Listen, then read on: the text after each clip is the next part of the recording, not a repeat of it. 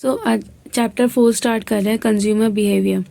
तो कंज्यूमर जो होता है उसके हम क्या करते हैं, पूरे मार्केटिंग में हमने पढ़ा कि कंज्यूमर के बारे में हम कंज्यूमर फोकस्ड होते हैं। तो हमें ये भी जानना चाहिए कि कंज्यूमर का बिहेवियर क्या होता है, किसी भी चीज़ के लिए उसका बिहेवियर कैसा होता है, तो वो हम पढ़ेंगे। तो कंज्यूमर बिहेवियर क्या होता है, ऑस्ट्रो एंड स्मिथ ने बताया है कि कंज्यूमर बिहेवियर क्या है कि जो कस्टमर होता है, जो हमारा कंज्यूमर है मार्केट में, वो क्या एक्शन लेता है और उसके पीछे का मतलब मार्केट में क्या एक्शन लेता है और उस एक्शन के पीछे का रीज़न क्या होता है, मोटिव क्या होता है, वो है हमारा कंज्यूमर बिहेवियर। किसी मतलब कि जो एक्शन वो कर रहा है मार्केट में, जो भी एक्शन कर रहा है उसके पीछे का उसका मोटिव क्या है, वो हमारा कंज्यूमर बिहेवियर है। Marketers expect that by understanding what causes consumers to buy particular goods and services, they will be able to determine what products are needed in the marketplace. कि क्या कंज्यूमर कौन सी चीज़ खरीद रहा है और मतलब कौन सी गुड्स एंड सर्विसेज को वो ले रहा है, उसके पीछे का रीज़न जानने से उसको पता चलेगा कि कौन सा प्रोडक्ट मार्केट प्लेस में चलेगा, है ना। वो अगर जानेगा कि जो रीज़न है क्यों खरीद रहा है वो प्रोडक्ट कंज्यूमर हमारा, उसके रीज़न जानने पे ही उसको पता चलेगा कि कौन सा प्रोडक्ट हमारा मार्केट में चल जाएगा। What are obsolete and how best to present the required goods to the consumer, और वो जो गुड्स प्रोडक्ट को कैसे उनको खरीदवाना है वो भी हमारा इसी चीज़ से पता चलेगा जब हम कंज्यूमर के बिहेवियर को जानेंगे। It is behavior that consumers display in searching for purchasing, using, evaluating and disposing of products, services and ideas that they expect will satisfy their need. कि कंज्यूमर का बिहेवियर दिखाता है कि वो कौन सी चीज़ खरीदना चाहता है, क्या वो खरीद रहा है और कौन से प्रोडक्ट्स एंड सर्विसेज मतलब क्या चीज़ वो खरीद रहा है, उसको हम फिर उसको इवैल्यूएट करते मतलब क्या चीज़ वो इवैल्यूएट कर रहा है, छांट रहा है मतलब, और कौन सी चीज़ वो यूज़ कर रहा है, कौन सी चीज़ वो फेंक रहा है। ये सारी हम इन सब चीज़ों से जानेंगे कि क्या चीज़ हमें कंज्यूमर को सेटिस्फाई करेगी। फिर उसके बाद स्किफमैन एंड कनक ने कहा है कि consumer behaviour is the study of how individuals make decision to spend their available resources, और क्या है वो resources, time, money, effort on consumption related items.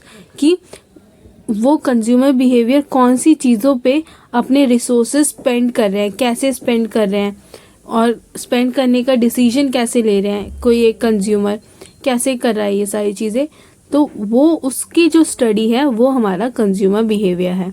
It includes the study of what they buy, why they buy, when they buy, where they buy and how often they buy it and how often they use it. कि क्या खरीद रहे हैं, क्यों खरीद रहे हैं, कब खरीद रहे हैं, कहाँ खरीद रहे हैं और कब मतलब कितने टाइम में खरीद रहे हैं और उसको कैसे यूज़ कर रहे हैं। ये सारे आंसर हमारा कंज्यूमर बिहेवियर स्टडी में पता चलता है, ठीक है। कंज्यूमर क्या है, जो हमारे कस्टमर और कंज्यूमर एक साथ यूज़ होते हैं, पर कस्टमर क्या है, जो खरीद रहा है, और कंज्यूमर क्या है, जो उसका यूज़ कर रहा है। कस्टमर हमारा कंज्यूमर हो सकता है, पर ज़रूरी नहीं है कि जो हमारा कंज्यूमर है वो हमारा कस्टमर भी होगा। लाइक जैसे कि मम्मी पापा खरीदते हैं, चॉकलेट खरीदते हैं, बच्चों के लिए कोई चीज़ खरीदते हैं, तो वहाँ पे कस्टमर कौन है, मम्मी पापा है, पर कंज्यूमर वो जो उस गुड्स का यूज़ कर रहे हैं वो कौन है, उनके बच्चे हैं, है ना। तो कस्टमर कंज्यूमर हो सकता है, पर ज़रूरी नहीं है कि कंज्यूमर हमारा कस्टमर होगा, ठीक है।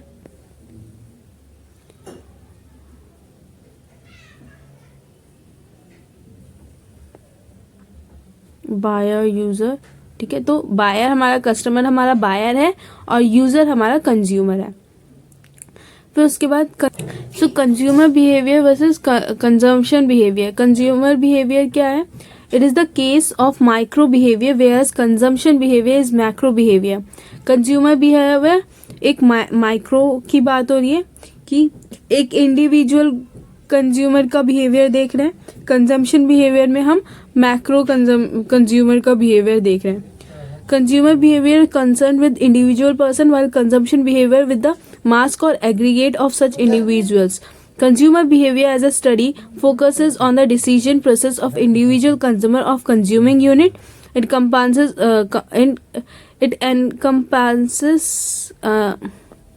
encompasses all the efforts explain an act or acts of choice either at a given time or over. तो कंज्यूमर बिहेवियर हमारा एक इंडिविजुअल कंज्यूमर की बात हो रही है कि वो कैसे कौन से बिहेवियर कर रहा है, उसके कंज्यूमर बिहेवियर की स्टडी हो रही है, और कंजम्पशन बिहेवियर में पूरे हर एक इंडिविजुअल की एग्रीगेट इंडिविजुअल की बात हो रही है. ठीक है, फिर उसके बाद एक बार दोबारा समझाइए.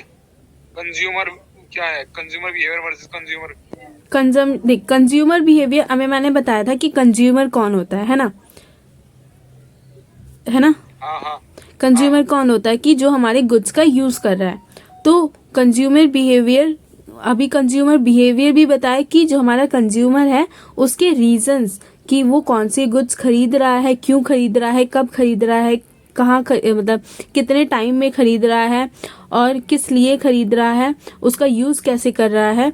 ठीक है, तो ये हमारा कंज्यूमर बिहेवियर है.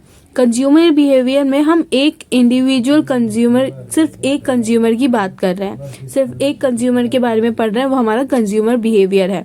पर जब हमारे बहुत सारे कंज्यूमर के बिहेवियर के बारे में हम बात कर रहे हैं तो उसे हम कंजम्पशन बिहेवियर कहते हैं. वो हमारा मैक्रो बिहेवियर है, मैक्रो लेवल पे है, एग्रीगेट लेवल पे है. मैक्रो बिहेवियर को कंजम्पशन बिहेवियर कहते हैं. हाँ, ठीक है. हो गया थे.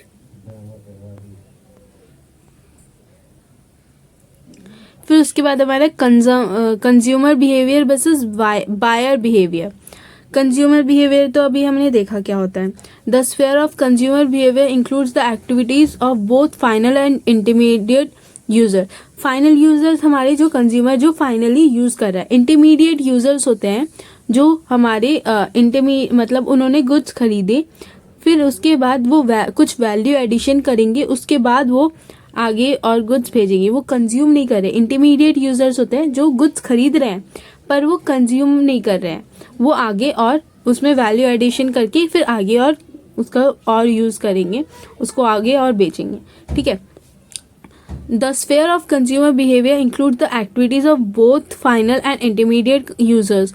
The former is called as end user or ultimate user or consumer in true sense, while the intermediate users are the industrial users who do not consume the goods and services but add further value before they consumed by the final user.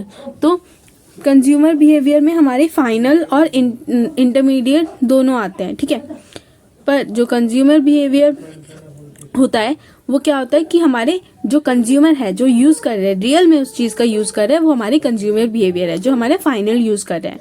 Intermediate user होते हैं जो हमारे जो industries होती हैं वो उस goods को खरीद रही हैं, फिर उस पर कुछ वैल्यू एडिशन कर रही है, फिर वो आगे उस गुड्स को बेच रही हैं.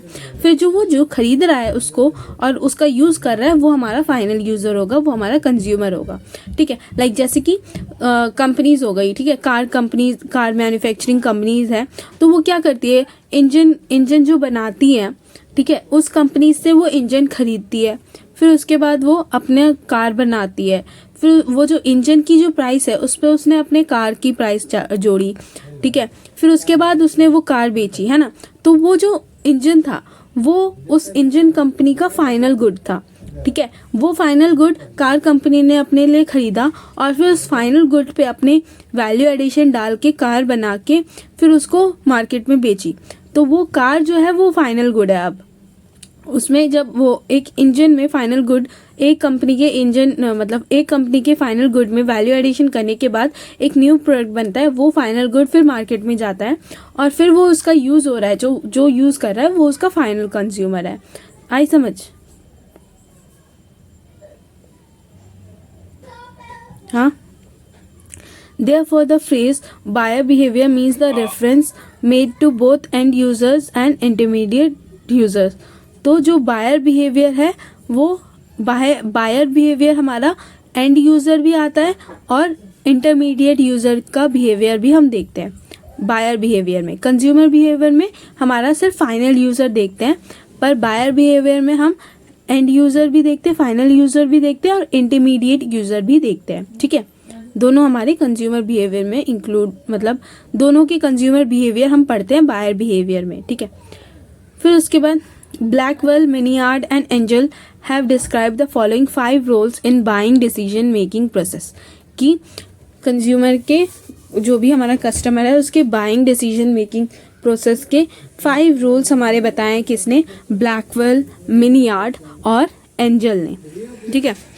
पहला, initiator, the person who begins the process of considering a purchase, information may be gathered by this person to help the decision, ठीक है। तो पहला इनिशिएटर, जो इनिशिएट कर रहा है कि हमें ये गुड्स खरीदनी है, ठीक है। फिर influencer, the person who attempts to persuade others in the group concerning the outcome of the decision. Influencer typically gathers information and attempts to impose their choice criteria on the decision. ठीक है, तो influencer क्या है, जो person जो person मतलब included है कि ये पर्सन मिलके उन्होंने डिसीजन बनाया कि ये चीज़ें हमें खरीदनी है, ठीक है। फिर उसके बाद decider, the individual with the power and or financial authority to make the ultimate choice regarding which product to buy, जिसके पास फाइनेंशियल अथॉरिटी है कि ये और वो फाइनल चॉइस बनाता है कि ये खरीदेंगे, ठीक है। फिर उसके बाद buyer, the person who conducts the transaction, buyer जो उस गुड्स को खरीदता है, फिर यूज़र जो उसका एक्चुअल कंजम्पशन करता है, ठीक है। तो देखो एग्जांपल लेते हैं, कोई शॉपिंग करने जाते हैं, ठीक है। तो सबसे पहले कौन इनिशिएट करता है कि लाइक कोई फेस्टिवल आया तो मम्मियाँ बोलती है कि दिवाली आ रही है तो हमें शॉपिंग करनी है, ठीक है। तो वो मम्मी इनिशिएटर हो गई, ठीक है। फिर इन्फ्लुएंसर कि सारे मिलके, फैमिली के सारे मेंबर्स मिलके बैठते हैं कि मुझे ये चाहिए, ये चीज़ें लानी है, तो वो सारा डिसीजन करता है कि क्या क्या चीज़ लानी है, ठीक है। फिर उसके बाद डिसाइडर कौन हुआ, पापा के पास पैसे हैं तो पापा बोलेंगे क्या क्या चीज़ लानी है और क्या क्या चीज़ नहीं लानी है, उन्होंने फाइनल कर दिया, ठीक है। फिर बायर कि जिसको गुड्स लाने बोला है, अब लिस्ट बना ली, इनिशिएटर ने इनिशिएट किया गुड्स लानी है, मतलब मार्केटिंग करनी है, उन्होंने बोला, मम्मी ने बोला मार्केटिंग करनी है, फिर सारी फैमिली ने मिलकर लिस्ट बनाई, ठीक है। फिर उसके बाद पापा आए, पापा ने कुछ गुड्स को कट किया, कुछ गुड्स को अप्रूव किया, ठीक है। फिर उसके बाद फाइनल लिस्ट तैयार हुई। फिर उसके बाद किसी बड़े भाई को या किसी को भी, मम्मी को या किसी को, यहाँ पे मान लेते हैं कि बड़े भाई को बोला कि ये गुड्स लानी है और ये लाने का काम तुम दोनों का है, बड़े 2 भाइयों को बोला, ठीक है। तो वो हमारे बायर हो गए। फिर यूज़र कौन है, यूज़र जिसका जो प्रोडक्ट है वो अपना यूज़ कर रहा है, तो वो हमारे यूज़र हो गए, ठीक है।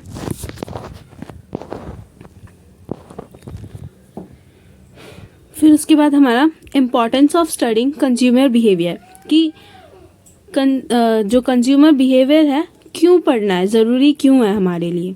तो वो तो हमें पता है कि पूरा जब मार्केटिंग पे बेस्ड है, मार्केटिंग हमारा पूरा कस्टमर पे बेस्ड है, तो हमें कंज्यूमर बिहेवियर तो जानना ही पड़ेगा, है ना, नीड्स एंड वांट्स जानने के लिए। तो कुछ रीजंस तो अब पढ़ते हैं उसके बारे में, क्या क्या क्यों पढ़ते हैं हम कंज्यूमर बिहेवियर। पहला, consumer do not always act or react as the theory would suggest, कि जो कंज्यूमर है वो मतलब ह्यूमन है ना, देखो ह्यूमन हमारा अनसर्टेन होता है, ह्यूमन कभी भी पलट सकता है, ठीक है। कि ह्यूमन की फीलिंग्स, थॉट्स, उसके बिहेवियर, उसका नेचर, टेस्ट चेंज होता ही रहता है, कभी फिक्स्ड नहीं रहता है, ठीक है। लाइक हम जब छोटे थे हमें चॉकलेट पसंद थी, फिर हम बड़े हुए तो हमें थोड़ा मतलब तीखा खट्टा पसंद हुआ। छोटे में हम बिल्कुल भी तीखा नहीं खा सकते थे, ठीक है। फिर उसके बाद हम और बड़े हुए तो फिर और सारी डिज़ायर्स आ गई, ठीक है।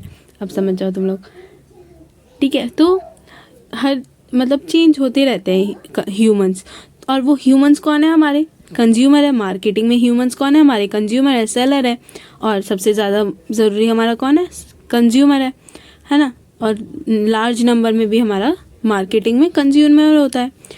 तो कंज्यूमर जो है वो हमेशा फिक्स्ड नहीं रहेगा, मतलब वो जो काम उसके जो एक्शंस है वो फिक्स्ड नहीं है, थ्योरी पे बेस्ड नहीं है, वो चेंज होते ही रहते हैं, ठीक है। तो इसीलिए हम कंज्यूमर बिहेवियर पढ़ते हैं, इसलिए हमारा ज़रूरी है कंज्यूमर बिहेवियर कि हम मार्केटिंग में भी उसको अप्लाई कर सकें, उसके जो कंज्यूमर के जो चेंजेस आए हैं उसको हम मार्केटिंग में अप्लाई कर सकें। Consumer of the past reacted to price levels as if price and quality had positive relation.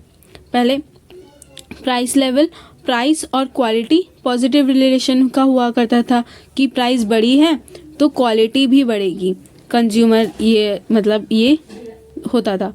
अब क्या हुआ है, today consumer seeks value for money, less price but with superior features.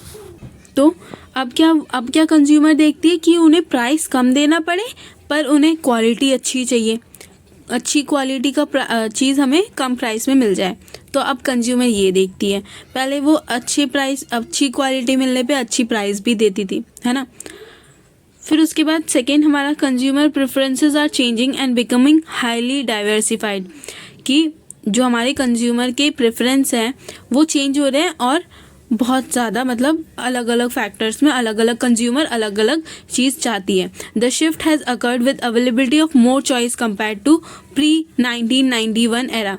मैंने बताया था कि 1990 मतलब पहले क्या होता था कि गुड्स बहुत ही कम वेराइटीज़ की गुड्स होती थी, तो कंज्यूमर्स को एडजस्ट करना पड़ता था, जो गुड्स उन्हें मिल रही है वो उन्हें ले लेना पड़ता था, ठीक है। पर अब क्या हो गया कि अब हमारे पास वेराइटी ऑफ चॉइसेस है, बहुत ही ज़्यादा चॉइसेस है, तो अब वो अपने हिसाब से अपने मतलब जो उसे पसंद आता है वो उस पर चली जाती है। तो हमारी जो कंज्यूमर की प्रेफरेंस है वो चेंज होती रह रही है और बहुत ही ज़्यादा फैक्टर्स है उसके पास, वेराइटीज़ ऑफ चॉइसेस है, वो किसी पे भी जा सकती है।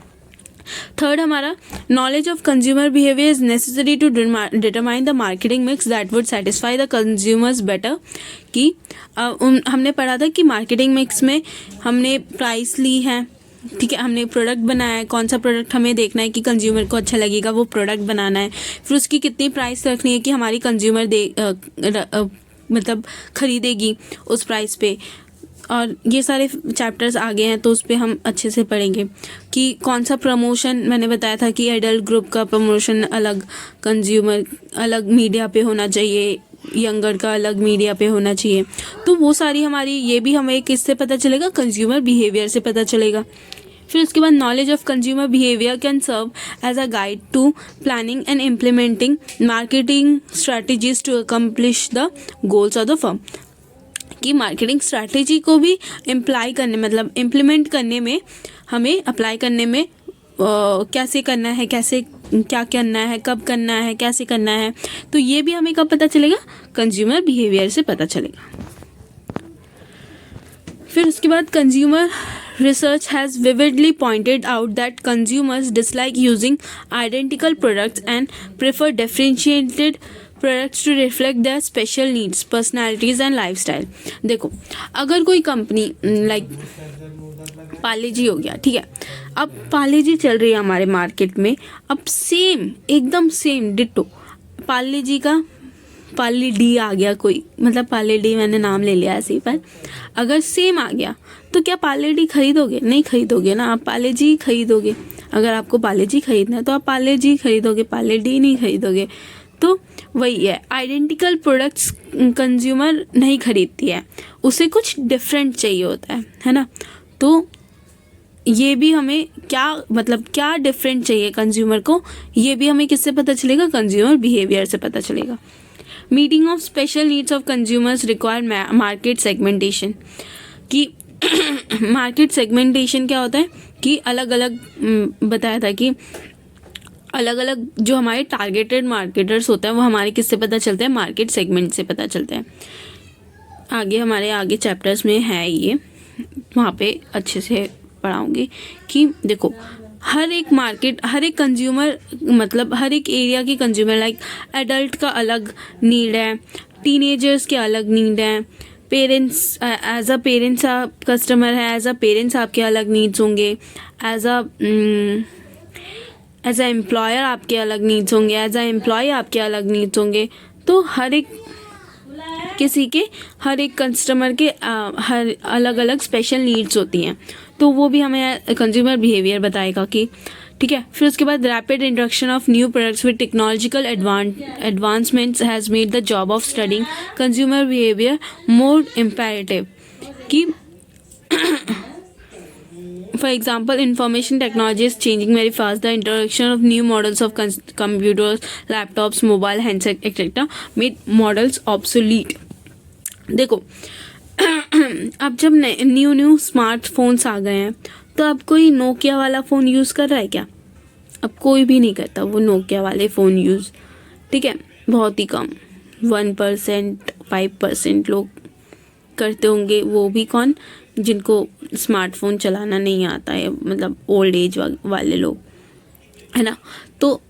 तो क्या हो गया कि बहुत मतलब न्यू प्रोडक्ट्स के इंट्रोडक्शन से, न्यू प्रोडक्ट्स के आने से जो पुराने प्रोडक्ट्स थे वो हमारे बिकना बंद हो गए हैं। तो उससे क्या हुआ, कंज्यूमर बिहेवियर भी बहुत ज़्यादा चेंज हो रहा है, रैपिडली चेंज हो रहा है, ठीक है। Implementing the marketing concept calls for studying the consumer behaviour कि मार्केटिंग कॉन्सेप्ट को अप्लाई करने में भी हमारा कंज्यूमर बिहेवियर चाहिए होता है, ठीक है।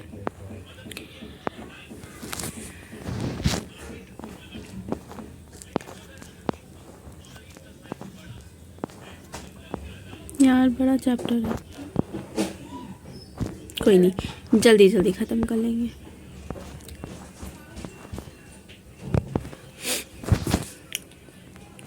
फिर उसके बाद हमारा मॉडल्स ऑफ कंज्यूमर बिहेवियर कि कंज्यूमर बिहेवियर के क्या क्या मॉडल्स हैं, क्या क्या मॉडल्स हैं। Rational economic model of consumer behaviour और stimulus response model of consumer behaviour. तो rational economic model of consumer behaviour क्या है, the buyer is a rational person, जो बायर है वो बहुत ही रैशनल है, कोई भी डिसीजन वो लेता है बहुत सोच समझ कर वो डिसीजन लेता है, ठीक है। और वो कितना अपना, और फिर जो वो डिसीजन लेता है उसमें वो चाहता है कि उसको यूटिलिटी मिले, यूटिलिटी मतलब मैक्सिमम सेटिस्फैक्शन, ठीक है, उसको अपना सेटिस्फैक्शन चाहिए, वो जो भी डिसीजन ले रहा है उस पर उसको सेटिस्फैक्शन चाहिए, ठीक है। If he has certain amount of purchasing power, a set of needs to be met and a set of products to choose from, he will allocate the amount over the set of products in a very rational manner with a very clear intention of maximizing the utility of the benefits he is going to derive.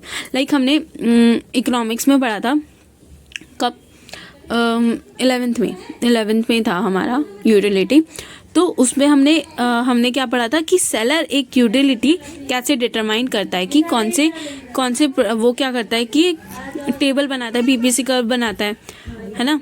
तो PPC curve में वो क्या करता है, कौन सी unit का कितना का क्वांटिटी देना है ना, यूनिट मतलब कौन से प्रोडक्ट का कितनी क्वांटिटी देना है, और एक मैक्सिमम लिमिट होती है, उस लिमिट के अंदर उसको सारे के सारे जितने भी वो प्रोडक्ट बना रहा है उन सब की क्वांटिटी वो उसको उस मैक्सिमम लिमिट तक रखनी है। वैसे ही बायर जो है हमारा, वो भी एक बजट बनाता है अपना कि एक उसकी मैक्सिमम परचेजिंग पावर है कि वो इतना ही परचेज कर सकता है, और उस परचेजिंग पावर में वो जितने भी उसको प्रोडक्ट्स खरीदने हैं उन सब का एक सेट बना लेता है कि ये वाली प्रोडक्ट इतनी क्वांटिटी में ख़रीदनी है और इतनी प्राइस में मिलेगी तो ख़रीदनी है, और ये वाली प्रोडक्ट इस क्वांटिटी में इस प्राइस में ख़रीदनी है। तो बहुत अच्छे से वो अपने रिसोर्सेज को एलोकेट करता है और इस इंटेंशन से करता है कि उसको मैक्सिमम यूटिलिटी मिले, मैक्सिमम सेटिस्फैक्शन मिले उस प्रोडक्ट से जो वो खरीद रहा है, ठीक है। तो द परचेजिंग पावर और economic model of consumer behaviour certainly unidimensional, it lets us to the 4 important prediction about the buyer behaviour. तो ये यूनिडायमेंशनल है कि सारे के सारे जितने भी हमारे प्रोडक्ट्स हैं वो सब आएंगे, बहुत सारे डायमेंशन है इसके, ठीक है। Lower the price of the product the bigger the quantity that will be bought, कि जो प्रोडक्ट है उसकी जितनी प्राइस कम होगी उतनी ज़्यादा वो क्वांटिटी खरीदेगा, क्योंकि उसके पास परचेजिंग पावर, फिर उसके बाद क्योंकि उसके पास लिमिटेड परचेजिंग पावर है, वो हाई प्राइस पे ज़्यादा क्वांटिटी नहीं खरीद सकता, ठीक है। Second, higher the purchasing power, the higher the quantity that will be bought, कि जितनी उसके पास परचेजिंग पावर होगी, मतलब उसकी इनकम जितनी होगी, परचेजिंग पावर इनकम में इफेक्ट करता है ना, कि इनकम बढ़ेगी तो उसकी परचेजिंग पावर बढ़ेगी, और परचेजिंग पावर बढ़ेगी तो वो प्रोडक्ट इंक्रीज़ करेगा, अपने प्रोडक्ट की क्वांटिटी को इंक्रीज़ करेगा। और third, lower the price of a substitute product, the lower quantity will be bot of the original product, कि अगर आपका जो प्रोडक्ट है उसका कोई सब्स्टिट्यूट प्रोडक्ट है जो कि आपके प्रोडक्ट से कम प्राइस में मिल रहा है, तो आप क्या करोगे, कम प्राइस में मिल रहा है तो आप वो सब्स्टिट्यूट प्रोडक्ट खरीदोगे, आप फिर ये ओरिजिनल प्रोडक्ट क्यों खरीदोगे? अगर सब्स्टिट्यूट प्रोडक्ट आपको कम प्राइस में मिल रहा है तो आप सब्स्टिट्यूट प्रोडक्ट खरीदोगे, तो जो वो ओरिजिनल प्राइस है वो कम बिकेगी, कम क्वांटिटी में लोगे आप, या तो फिर लोगे ही नहीं। तो अगर आपकी सब्स्टिट्यूट प्रोडक्ट की प्राइस कम है, आपकी ओरिजिनल प्राइस की क्वांटिटी आप कम खरीदोगे, ठीक है। और फोर्थ हमारा, higher the provisional expenditure higher the sales, which is most commonly known as communication effect, कि अगर आपका जो प्रोडक्ट है वो बहुत लोग जानते हैं, बहुत सारे लोग जानते हैं, तो आपकी सेल्स भी अच्छी होगी। अगर आपका प्रोडक्ट लोग नहीं जानते हैं तो आपकी सेल्स अच्छी नहीं होगी, और वो लोग कैसे जानेंगे? हमारे प्रमोशनल एक्टिविटीज़ के ज़रिए, ठीक है। आप अगर अपने प्रमोशन में अच्छा खर्चा करोगे तो आपके लोग जानेंगे। लाइक जैसे कि एप्पल कंपनी ने अपने टाइम पे, उस टाइम पे उसने मतलब एक टाइम पे क्या हुआ था कि मतलब एप्पल कंपनी ने अपने टाइम पे, जब वो न्यू मतलब उतना ज़्यादा स्टैब्लिश्ड नहीं था, ठीक है, और लोग जानते भी नहीं थे, तब उसने ऐसे एक थिएटर, मतलब वो होते हैं ना कि जो फॉरेन कंट्रीज़ में जो वो बैनर, मतलब रोड्स में जो डिजिटल्स लगते हैं, तो उसने सबसे हाईएस्ट प्राइस वाला वो डिजिटल, वो मतलब वो डिजिटल बोर्ड जो होता है जो रोड्स में होते हैं, तो उसको हायर किया था। सबसे ज़्यादा खर्चा, मतलब प्रोडक्ट से भी ज़्यादा खर्चा उसका, वो बाकी सारे मतलब एक्टिविटीज़ से भी ज़्यादा खर्चा उसका उस एडवर्टीज़मेंट में लगा था, उस एडवर्टीज़मेंट को शो करने में लगा था। तो उसने सबसे ज़्यादा अपना एडवर्टीज़मेंट में खर्चा किया था, इसीलिए वो चल गया, है ना। फिर उसके बाद, though these prediction are highly acceptable, the assumption of rationality in behaviour is challenge by behavioural scientist as the economic model fails to give satisfactory explanation of how consumer behaves. ये प्रिडिक्शन हाईली एक्सेप्टेबल है, पर फिर भी ये कभी कभी नहीं चलती, उतनी किसी केसेस में नहीं चलती, क्योंकि जो हमारे बिहेवियर्स है वो रैशनल है, और उनके चेंजेस, मतलब उनके बिहेवियर में रैपिड चेंजेस आते रहते हैं, ठीक है। The model centres around the, और मॉडल, ये मॉडल क्या बताता है? प्रोडक्ट के बारे में, इनकम के बारे में, सब्स्टिट्यूट इफेक्ट के बारे में बता रहा है, कंज्यूमर इफेक्ट, मतलब कंज्यूमर, प्रोडक्ट और इनकम को ज़्यादा लिंक करके चल रहा है, ठीक है। इनको अपना मेन फैक्टर लेके चल रहा है इस मॉडल के अंदर।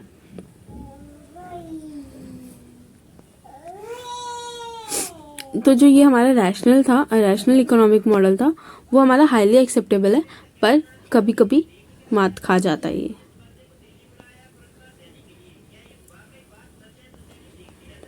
फिर उसके बाद हमारा सेकेंड मॉडल है stimulus response model of consumer behaviour. A very simple psychological model of human behavior is that stimulus leads to response. SR, a consumer may get stimulus from environment and marketers, which he processes it in his mind and then produce some response. Stimulus मतलब, फिर उसके बाद हमारा की product और patronage के basis पे भी हम अपने गुड्स को क्लासिफाई कर सकते हैं। भाई कौन है ना। तो पहला प्रोडक्ट मोटिव क्या है कि प्रोडक्ट बेसिस पे कैसे हम क्लासिफाई कर सकते हैं। These explain why people buy certain products. Product motives result directly from the needs of customer, कि certain products हमारी जो कस्टमर है क्यों खरीदती है, ठीक है। तो पहली हमारी प्राइमरी बाइंग मोटिव की this relates to the reason why consumers buy one class of goods rather than another. Such motives result directly from needs and wants and include the desire to achieve recognition, physical well-being, preservation of self-image, relaxation, beauty, knowledge, money gain, etc. The seller must discover the customer's primary motives, for they are often unaware of such motives, and then direct his appeal as effectively as possible. कि जो हमारे primary needs and designers needs and wants हमारे customer के, वो हमें बताते हैं कि कौन सी प्राइमरी बाइंग मोटिव्स बताते हैं कि कंज्यूमर के हमारे मतलब नीड्स एंड वांट्स क्या है और डिज़ायर की कौन सी चीज़ वो ख़रीदना चाहती है. ठीक है, तो वो सारी चीज़ें हमारी प्राइमरी बाइंग मोटिव्स में आती है. लाइक जैसे कि ब्यूटी प्रोडक्ट हो गया, फूड प्रोडक्ट हो गया, self image, relaxation, knowledge etcetera. ये सारी हमारी नीड्स हैं और वांट्स हैं जो कंज्यूमर को चाहिए. फिर उसके बाद selective buying products. These relate to cause that induce a consumer to purchase certain class of quality goods. की कौन सी क्वालिटी गुड्स वो खरीदना चाहती है, वो हमारा किस में आता है, सिलेक्टिव बाइंग मोटिव्स में आता है. Selection is based on such motives as the desire for both economy and convenience. की लग्जरी आइटम्स जैसे हो गई हमारी ज्वेलरीज हो गई, ठीक है, ये सारी चीज़ें हमारी सिलेक्टिव बाइंग मोटिव्स में आती हैं. ठीक है, तो देखो बाइंग मोटिव, प्रोडक्ट मोटिव हमारा इमोशनल रैशनल होता है. इमोशनल में हमारे प्राइड, इमिटेशन, अफेक्शन, कंफर्ट आते हैं. रैशनल में हमारी सेफ्टी. हमारे पास हाँ, कितने चैप्टर रहेंगे हमारे पढ़ने में ना भाई? 17. अरे यार कुछ भी समझ में नहीं आ जाता यार, दिमाग खराब हो गया है. 17 अबे कैसे देख, करूंगा? मतलब रिलैक्स होके समझेगा ना तो बहुत इजी है. अरे यार समझ तो लूंगा, लिखूंगा कैसे? मैं तो ये टेंशन होने लग रही है बस अब. बना के लिखना और हाथों से लिखना और कैसे लिखना है. तुझे पता तो नहीं मेरी प्रॉब्लम क्या है, प्रियंका को पता है. क्या तेरी थ्योरी, थोड़ी इंग्लिश कमज़ोर है हाँ यही चीज. तो हिंदी में लिख दियो, कौन सी प्रॉब्लम है. पर फिर तुझे हिंदी में पढ़ना पड़ेगा. सारे अगर हिंदी में लिखेगा तो सारे के सारे वर्ड्स हिंदी में ही होने चाहिए, फिर इंग्लिश में नहीं लिख सकता तू. यही बात है, यही तो समझ में नहीं आ रहा क्या करूं. दिमाग खराब हो गया यार. थोड़ी बहुत तो आती होगी ना. ये बताइयो कि जब कॉलेज जाऊंगा ना आपका ये चीज बताइयो, राइटिंग लिखनी बताइयो मेरे को. हाँ, ठीक है, राइटिंग स्किल बताइयो. किसकी? पेपर में कैसे लिखो, राइटिंग स्किल बताइयो, राइटिंग स्किल. अच्छा, तू देख, तू ना रीड कर. तू राइटिंग स्किल उतनी मत जा, तू रीड कर, इंग्लिश रीड कर, या तो तू कोर्स बुक खुद पढ़. ठीक है, मतलब जो चैप्टर्स है उसको खुद पढ़. ठीक है, या फिर तू न्यूज़, अभी इतना टाइम नहीं है कि तू न्यूज़पेपर पढ़े या कुछ आर्टिकल पढ़े. तू चैप्टर खुद पढ़, पूरी बुक मतलब बुक पढ़.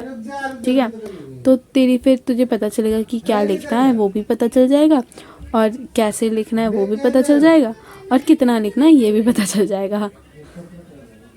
क्योंकि 11 12 में हिंदी से कर यार, इसलिए दिक्कत सारी मुझे. अब ये हाँ, तो मुझे भी प्रोडक्शन प्रॉब्लम हुई थी ऐसे एग्जाम में.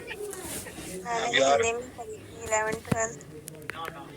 मैंने हिंदी से करी यार, मुझे यही बस यही समझ में नहीं आ रहा लिखूंगा कैसे मैं.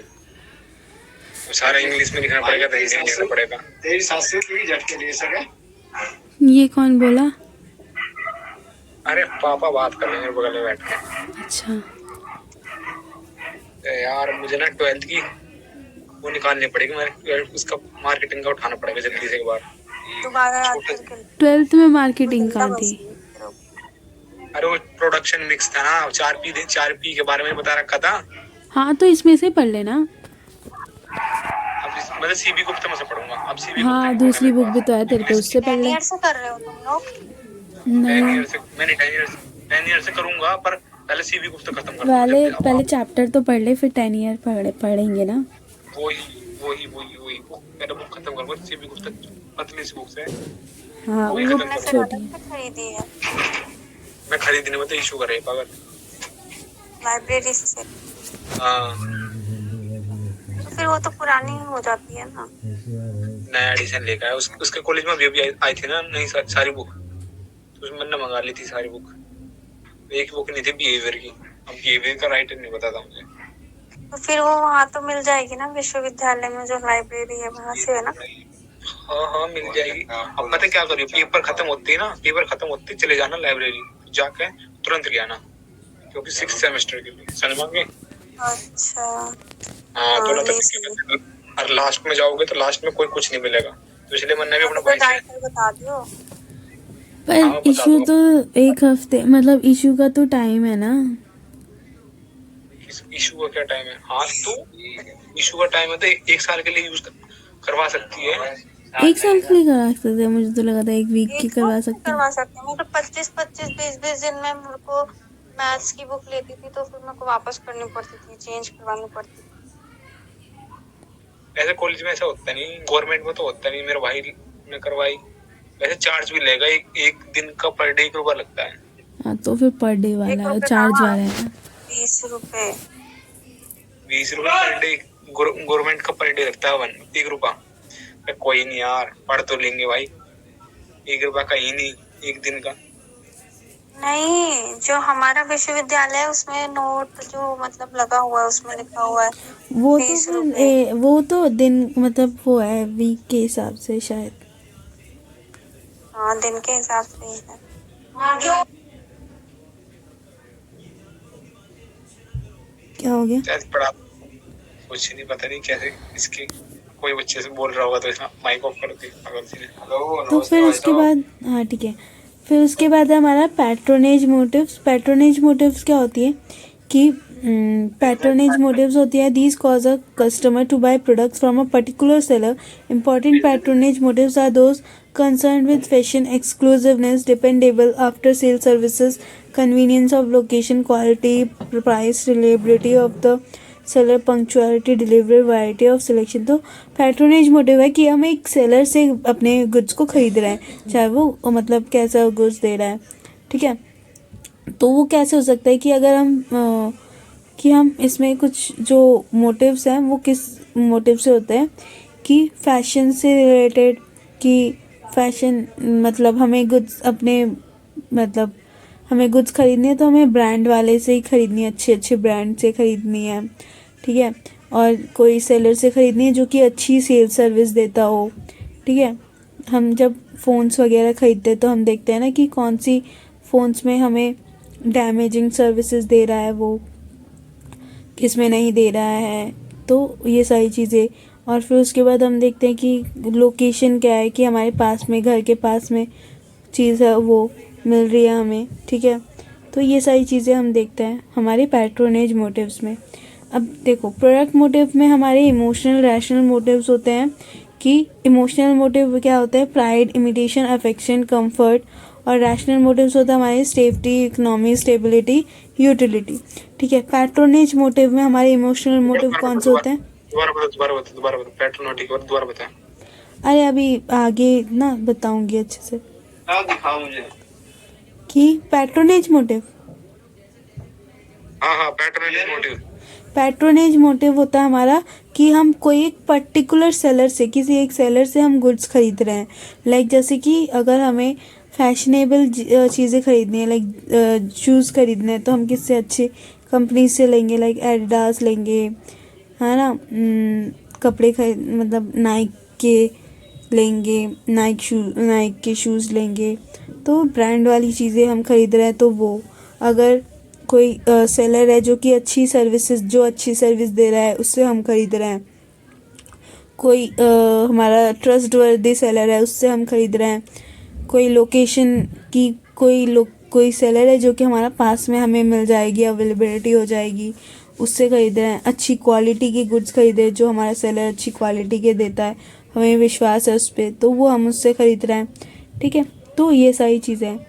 लाइक जैसे कि छोटा एग्जांपल लेते हैं कि अगर हमारे जो दूध वाले होते हैं, जो घर पे दूध दे के जाते हैं, तो हम किससे दूध लेते हैं? कि जो टाइम पे आ जाए, ठीक है, अच्छा दूध दे, मिलावटी ना दे। तो ये पर्टिकुलर सेलर की हो गई कि हाँ, हम उससे दूध लेंगे जो मिलावट नहीं करेगा, पानी नहीं मिलाएगा दूध में, टाइम पे दे के जाएगा, है ना, जब बोलेंगे हम। फिर उसके बाद rational and emotional motives. When a person decides to buy a particular product or patronize a particular retailer, he may be guided by rational or emotional motives. Rational motives हमारे क्या होता है कि अपने जो हमारे कंज्यूमर है वो कुछ रीजंस, कुछ लॉजिक लगा के अपनी एबिलिटी की कितना परचेजिंग पावर है वो देख के गुड्स का खरीद रहा है, ठीक है, तो वो हमारे रैशनल मोटिव्स हैं. फिर उसके बाद इमोशनल मोटिव्स हमारे, मैंने बताया था कि इमोशनल मोटिव्स में हमारे कुछ फैक्टर्स होते हैं, हमारे एक्सटर्नल और इंटरनल फैक्टर्स होते हैं. इमोशनल मोटिव्स में हमारे कि पर्सनल फीलिंग्स की क्या फील करते हैं हम, ठीक है, इम्पल्स की को बहुत ज़्यादा मुझे ख़रीदना है, मुझे मन कर रहा है.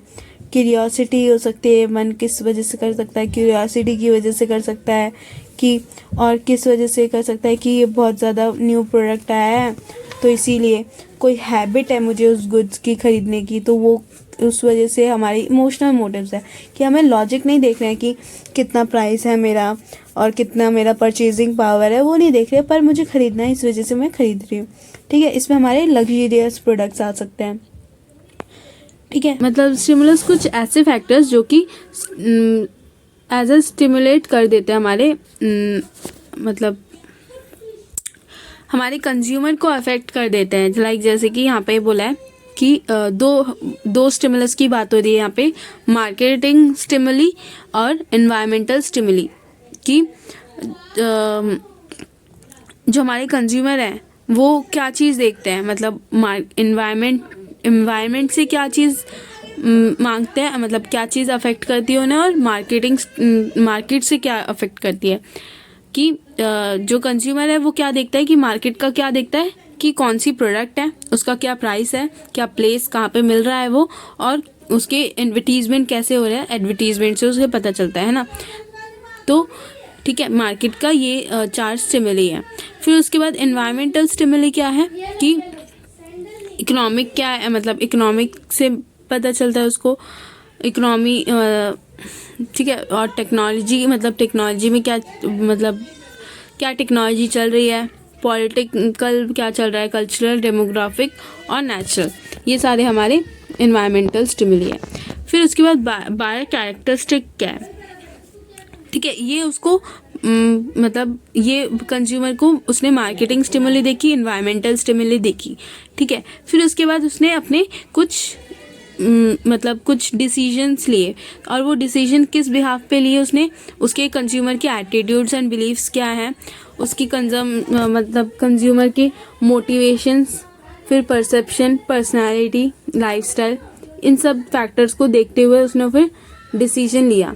और क्या डिसीजन लिया कि कौन सा प्रोडक्ट उसको ख़रीदना है, कौन सा ब्रांड उसको ख़रीदना है, कौन सा डीलर से उसको लेना है, कब ख़रीदना है, कितने अमाउंट में ख़रीदना है.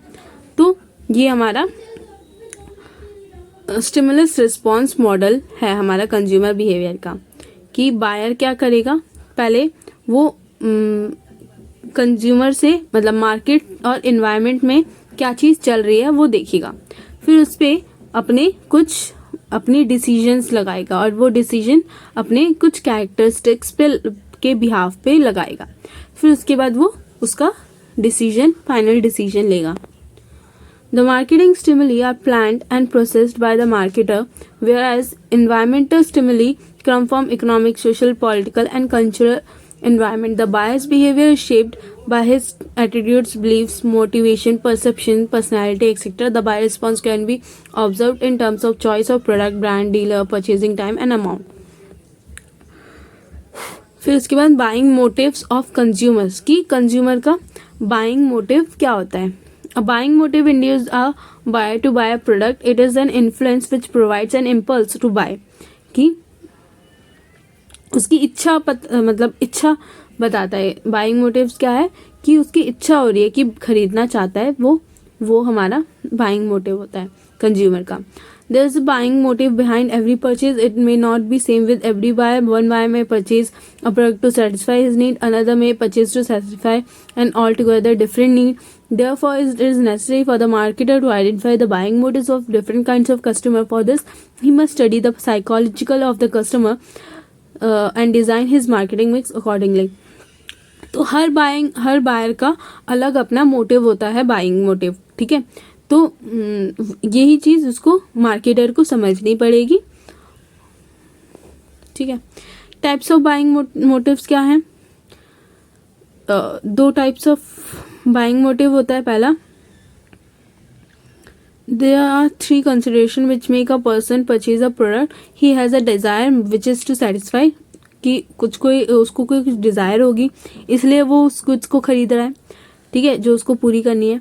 या फिर उसको अर्ज होगा कि उसको ये चीज़ खरीदने का बहुत मन कर रहा है, या फिर उसको ने कुछ रीज़न लगाया होगा उसके बाद वो उस गुड्स को खरीद रहा है। तो दो फोर्सेस होती है जो बाइंग मोटिव अफेक्ट करती है। पहली हमारी इंटरनल मोटिव, ठीक है, और दूसरी हमारी एक्सटर्नल मोटिव। इंटरनल मोटिव क्या है? They often originate in the minds of people and are both physical and psychological in nature. They are broadly classified in 2 classes: rational which is based on logical reasoning or thinking, and emotional which is based on personal feelings. तो internal motives हमारे जो physical भी होते हैं और psychological भी होते हैं, माइंड में भी होते हैं, मतलब माइंड में क्रिएट किए जाते हैं, ठीक है। माइंड के अंदर हमें हमारी जो बाइंग मोटिव है वो जो माइंड के अंदर क्रिएट हो रही है वो हमारे इंटरनल मोटिव्स हैं। वो कुछ रीज़न पे भी हो सकता है, कुछ रैशनल बेसिस पे भी हो सकते हैं और इमोशनल बेसिस पे भी हो सकते हैं, ठीक है। और एक्सटर्नल मोटिव्स हमारे हैं the originate because of interaction with the external environment, कि लोगों से मिलने पे, मतलब एक्सटर्नल एनवायरनमेंट से मिलने पे जो लोग हमें अफेक्ट कर दे, जो बाइंग मोटिव हमारे किसी दूसरे से अफेक्ट हो रही है, वो हमारे एक्सटर्नल मोटिव है, ठीक है। लाइक जैसे कि हमारे फैमिलीज, बिलीव्स, रिलीजन, हमारे सोशल एनवायरनमेंट, ठीक है। तो ये सारी चीज़ें जो अफेक्ट कर जाएं वो हमारे एक्सटर्नल मोटिव्स है। लाइक जैसे कि अभी कोविड के बाद वॉर हुआ हमारा चाइना पाकिस्तान से, तो ये हो गया ना कि चाइना के ऐप्स हम यूज़ नहीं करेंगे, चाइना के प्रोडक्ट्स हम यूज़ नहीं करेंगे। तो जो कंज्यूमर जिसने ठान लिया कि अब चाइना के प्रोडक्ट्स यूज़ नहीं करना, अगर कोई बेच भी रहा है तो भी यूज़ नहीं करना, बहुत से ऐसे लोग, तो वो क्या हुआ, वो कौन सा उसका बाइंग मोटिव कैसे अफेक्ट हुआ? उसका एक्सटर्नल फोर्सेस से बाइंग मोटिव अफेक्ट हुआ है, ठीक है। Buying motivates may be classified on the basis of product or